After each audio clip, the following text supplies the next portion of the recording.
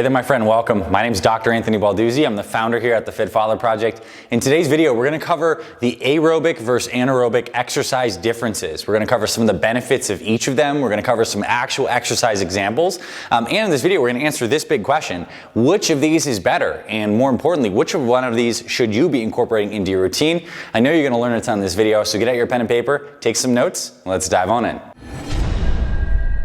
FitFatherProject.com.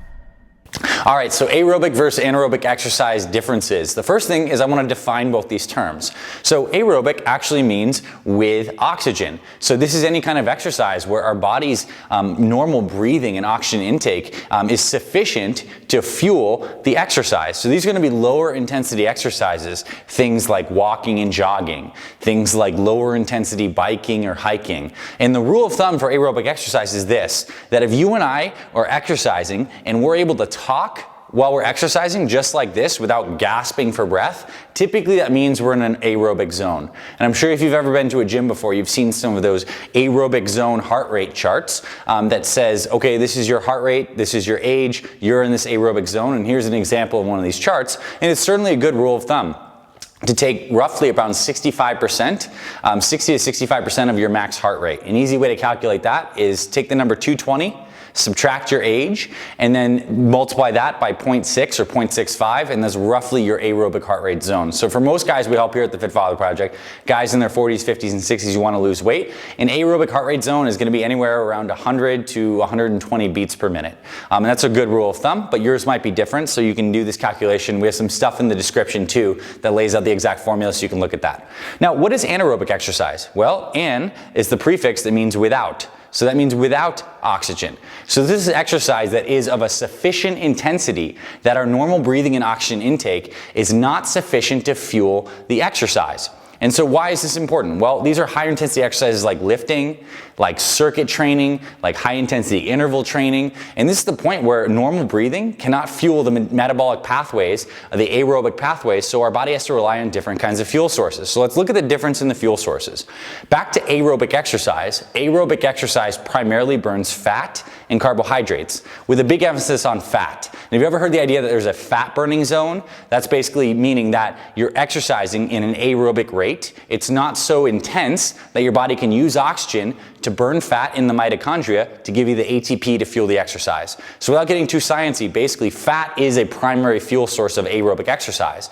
But what happens is when exercise becomes anaerobic, it becomes of a higher intensity. We're breathing harder. We're no longer able to do the walk and talk rule anymore, and we're doing something like intervals and we're gasping for breath next to each other. Then we can no longer burn fat as fuel to fuel the actual activity. This is where we reach this anaerobic threshold, if you will. And the kinds of things that are burned in anaerobic exercise are carbs, certain amino acids, which are the building blocks of protein, and even things like lactic acid. Our body can recycle as we produce lactate. We can recycle that and fuel it for energy. And so this is the big difference. When you hear a lot of people talk about fat burning exercise, they're like, oh, aerobics burns fat, anaerobic exercise does not because it burns carbohydrates, amino acids, etc. But it's not quite that simple. Yes, your primary fuel source in aerobic exercise is fat, and you can certainly go for a walk for an hour and burn 300-400 calories, and that's great. And let's say you did a 30-minute high-intensity interval training session. Yes, you'd primarily be burning carbohydrates during that session. The glycogen, the stored carbohydrates in your muscles, are going to fuel those sprints on the bike. But after the fact, you get this metabolic lift effect called EPOC. And what that does, your metabolism is actually increased after high intensity exercise, and you may burn an extra 15-20% calories for the next several hours after your workout. And those calories you burn after the workout are coming from fat because they're at rest. So ultimately, which of these is better? And the answer is both of them. The research supports that both of these types of exercise improve your health, improve your cholesterol levels, improve your bone density, improve your muscle mass. So there are some subtle differences that we'll get into in just a moment, but both of them are great. So the first thing that I say to people is, if you're interested in either of these, which one of these fits your personality best?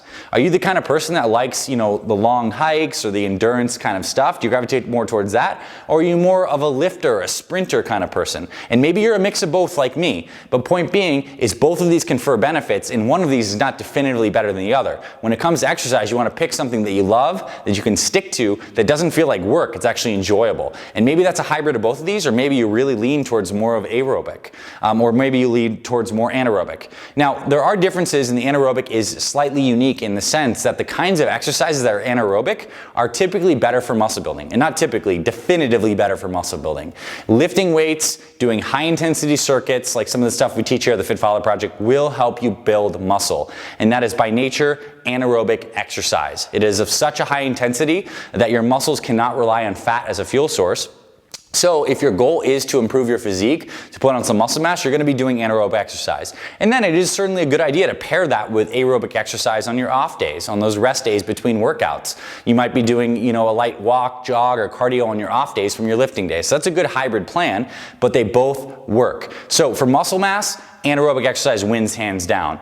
Certainly for actual improvements in cognitive function and some research on improving cancer, aerobic exercise is better. And they actually have some really unique studies that show that people with cancer, it's not a great idea necessarily for them to be doing heavy anaerobic stressful exercise, but aerobics tends to improve the immune system and can help ward off cancer. So this is a good idea. And they actually have studies showing people with active cancer and the preventative effect of aerobic exercise. So in my take, do both of them. Find a way to fit them both into your schedule. We obviously want the muscle mass and the bone strength, but we certainly want some of the cognitive, the mood benefits, and the general cardiovascular benefits of aerobic exercise. Do it in a proportion that fits your personality, but those are some of the main differences. And so above all, to really make this simple in the take-home, is if you're trying to determine where am I at in my zone of aerobic versus anaerobic, I think this use the walk and talk rule is really great. If it gets to the point where you can't really walk and talk, so you obviously can't really talk when you're trying to push weights heavy, but you certainly could talk with me if we're going on a walk together in a neighborhood or something like that. That's how you know aerobic versus anaerobic. I hope you found this video valuable. This is a great topic, and here at our Fit Follower Project YouTube channel, we literally cover hundreds, if not thousands by the time you watch this video, of these kinds of great Q&A topics. So I want to invite you to check out our Fit Follower Project YouTube channel to dive deeper into these topics. We are the men's health experts in weight loss and muscle building, particularly for guys in their 40s, 50s, and 60s. And if you are interested in the right form guides, nutrition plans for fat loss, workouts for muscle building, how to get and stay motivated, all that stuff is on our Fit Follower Project YouTube channel, so I want you to invite you to subscribe. Check that little notification bell to get notified when we publish new videos. We publish 1 to 2 new videos almost every single day on amazing topics like this. So if you like this video, more great stuff for you to come. And if you're a person who actually wants to lose weight or build muscle, we have some amazing free resources in the description that you can check out as well. We have our free 1-day weight loss meal plan, our free 24-minute metabolism boosting workout, which is an anaerobic workout that's amazing for burning fat and burning calories. And we have our 5 muscle building exercise workouts as well. So we have those in the description for you as well. We'll send those straight to your email if you want some of those. So thank you for being here, my friend. Subscribe, give us a thumbs up, and drop us a comment below. We'd love to hear from you, and I hope you found this video valuable, and I'll talk to you very soon.